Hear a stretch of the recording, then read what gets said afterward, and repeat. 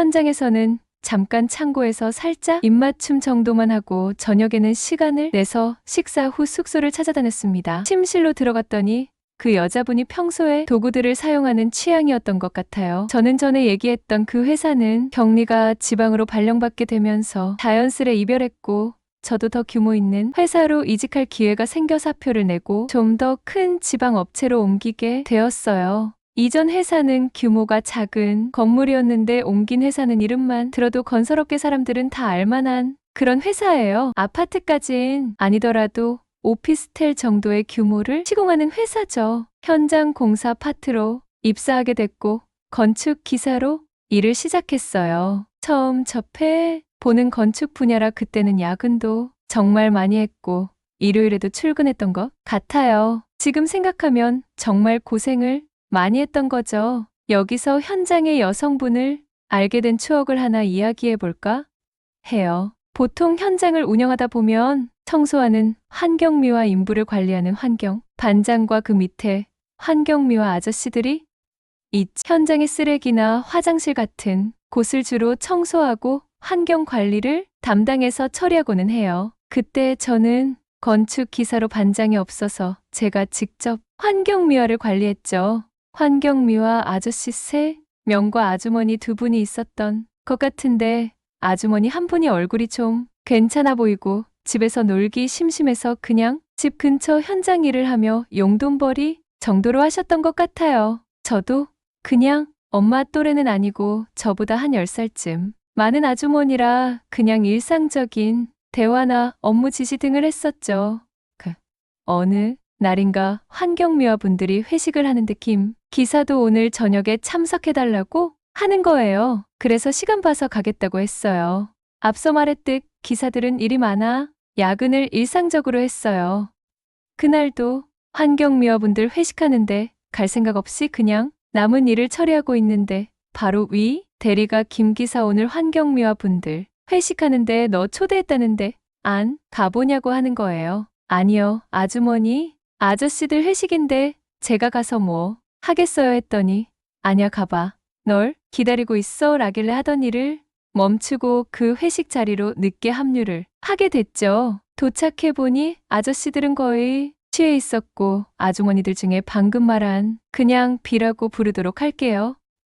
그 비 아주머니도 약간 한잔했는지 김 기사님 왜 이제 와요? 많이 기다렸는데 그러면서 옆에 앉더라고요. 그러자 같이 있던 다른 아주머니가 아유 왜 젊은 기사님 옆에 앉히고 그래요? 핀잔을 주는 거예요. 아니 왜요? 언니 오늘 기사님하고 나도 소주 한잔 할게요. 이러면서 소주 한 병 정도를 마셨던 것 같아요. 중간에 비 아주머니가 화장실을 간다며 나가길래 저도 소변이 마려워 화장실을 따라갔죠. 가보니 남녀 공용이라 먼저 들어간 비가 나올 때까지 저는 계단에 쪼그려 앉아 기다리고 있었어요.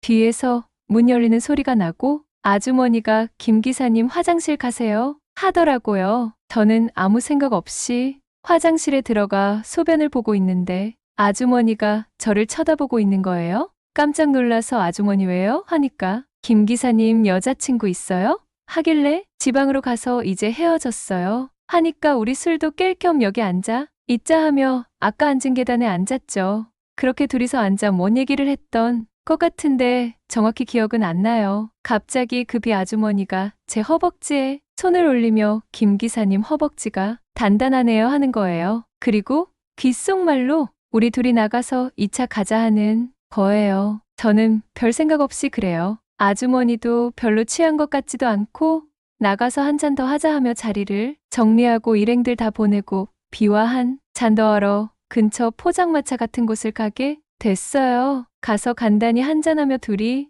사는 얘기를 하고 아주머니는 몇 살이에요? 하니 김 기사님은 저는 27살이요 하니 어머 생각보다 어리네요. 내가 9살 맞네요 하면서 전화번호를 주며 나한테 가끔씩 연락해도 될까요? 하는 거예요. 그럼요. 저야 뭐 그때는 여자도 없고 싱글이라 별 생각 없이 말했는데 그러고 나서 현장 일 바쁘게 보며 그냥 현장에서 비를 보면 업무적인 일과 그냥 인사 정도만 하고 있었는데 어느 날 점심시간이 다 되어가는데 전화가 온 거예요. 김 기사님, 저 오후 반차라 나가야 하는데 역까지 태워다 줄 수 있을까요? 하길래 그래요. 앞에 계세요 하고 제 차를 몰고 나가니 작업복을 벗고 평상복을 입은 모습이 우아해 보이는 거예요. 그냥 태우고 가는데 비가 앞에 지하철역까지만 태워 달라 하길래 어디 가시나 봐요? 아주머니가 차려입으니 예쁘네요.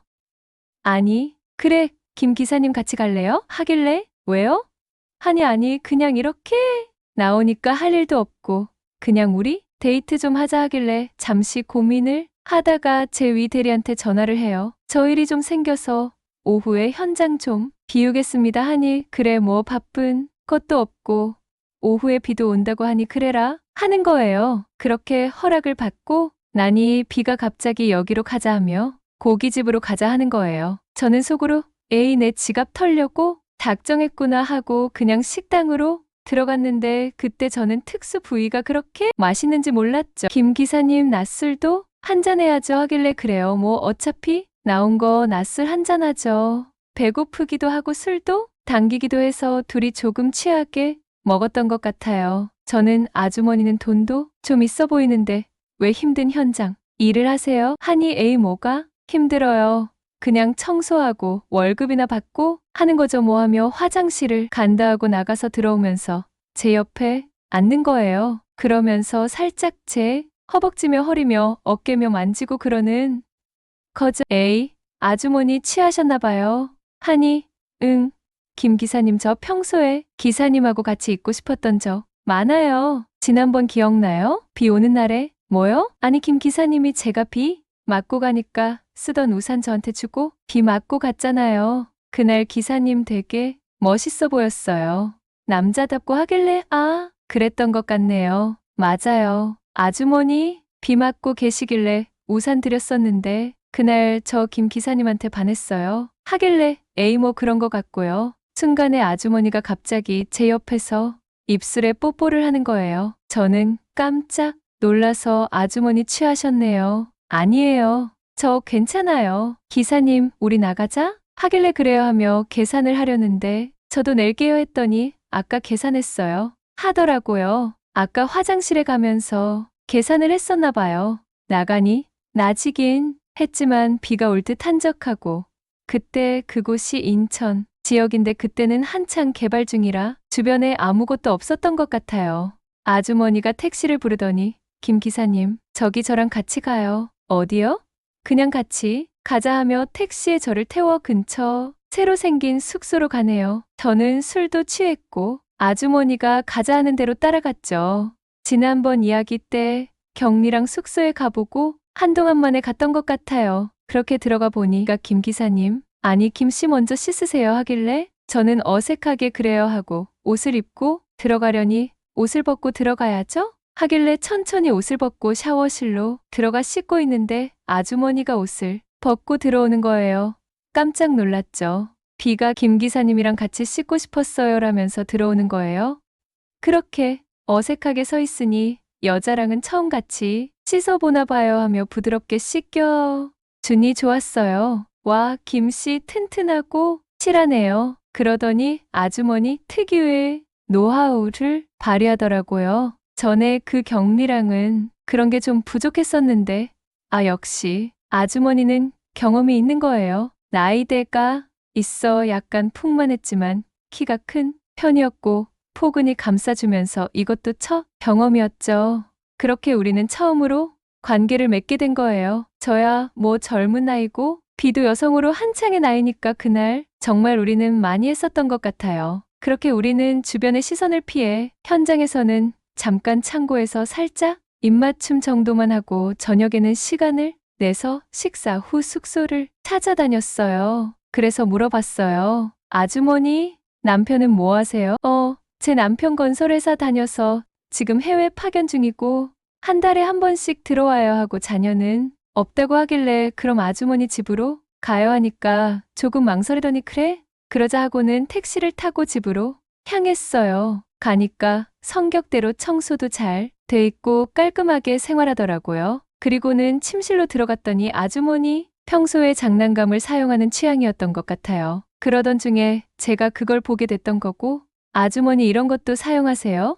뭐예요? 하며 급하게 서랍에 숨기는 거예요. 그러더니 비밀이에요, 이거. 그때부터 나름 정성껏 해주게 됐어요. 그러다가 김씨 혹시 색다른 방법으로 해 봤어요?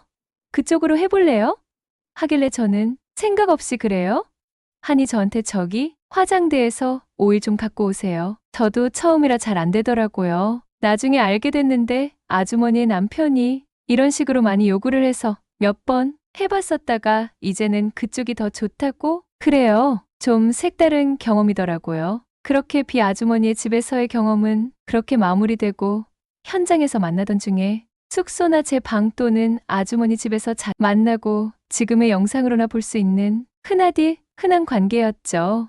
현장이 종료되고 나서 저는 지방으로 현장을 옮기고 점점 만남의 횟수는 줄어들게 되고 앞에서 경리랑도 그랬던 몸이 멀어지니 만나기 어렵게 되더라고요. 그렇게 저도 결혼을 하고 한 10년쯤 지났나? 친구들과 관악산인가 등산을 하고 내려오는데 딱 마주치게 된 거예요. 그때는 서로 반갑기는 했는데 저는 친구들도 있고 해서 잘 지냈냐? 인사하니 자기 전화번호 바꿨다며 명함 하나 주는데 보험을 하는 것 같더라고요. 저는 오늘 등산이라 명함이 없다 하고 제가 연락하겠다고 했는데 연락을 해볼까 하다가 또 뭐 들어 달라고 할지도 모르겠다 싶어서 지금까지 연락을 안 하고 있어요. 그럼 이야기를 마무리 해볼게요. 여러분들의 소중한 시청자 사연을 받고 있습니다. 남녀 간의 주제가 아니어도 좋습니다. 익명으로 진행하고 있기 때문에 걱정하지 마시고 남들에게 말 못할 고민이나 살아온 인생 이야기도 좋습니다. 오늘도 시청해 주셔서 감사합니다.